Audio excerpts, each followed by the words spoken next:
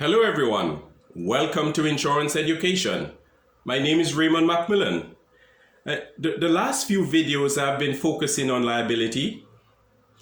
We looked at how liability arises, and you can have liability arising under tort, but there are many torts. The most usual one is called negligence. There are others like nuisance, trespass, and defamation. Today I want to spend a little more time on negligence.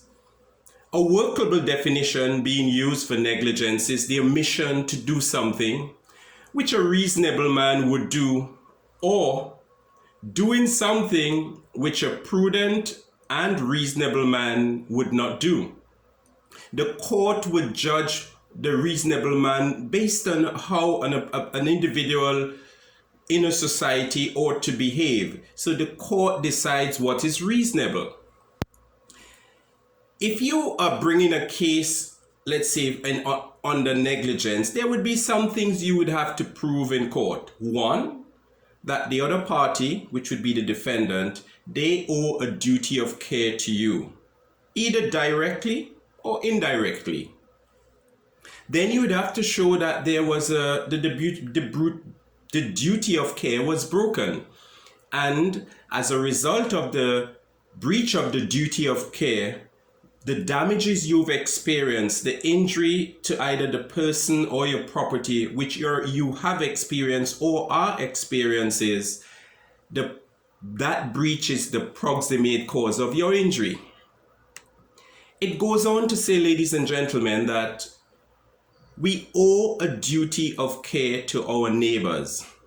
And the word neighbors being used here is not somebody you live next door to, but neighbors in law are considered persons who are they're really closely and directly affected by your acts, that you ought to have reasonably expected them to be affected. Therefore, you should have them in contemplation when you are performing any act or refraining from performing a certain act. You must take reasonable care to avoid acts or omissions which are likely to injure your neighbor. And that came about strongly in a case way back in 1932 called Donahue versus Stevenson. That is the case that supports negligence. Just to go on a bit more regarding what can you expect to get as a result of your injury? Well, the court can award you something what is called damages. You can get damages for bodily injury, for death, or even property damages. I wouldn't go further on to talk about the other losses which you can claim. For example, pure economic loss.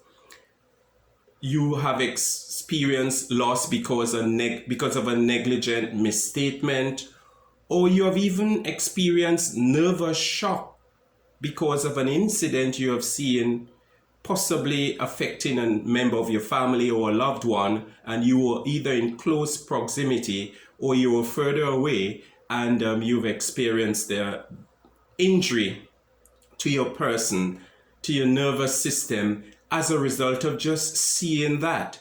And that is why, ladies and gentlemen, when there are a lot of, let's say, disasters and catastrophes, the party involved usually try to notify the next of kin as soon as possible, because sometimes they can hear it or see it on social media. And so therefore there's a requirement, a responsibility to notify the next of kin as soon as possible.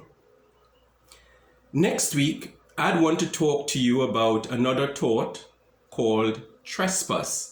I hope something in this video was helpful to at least one person.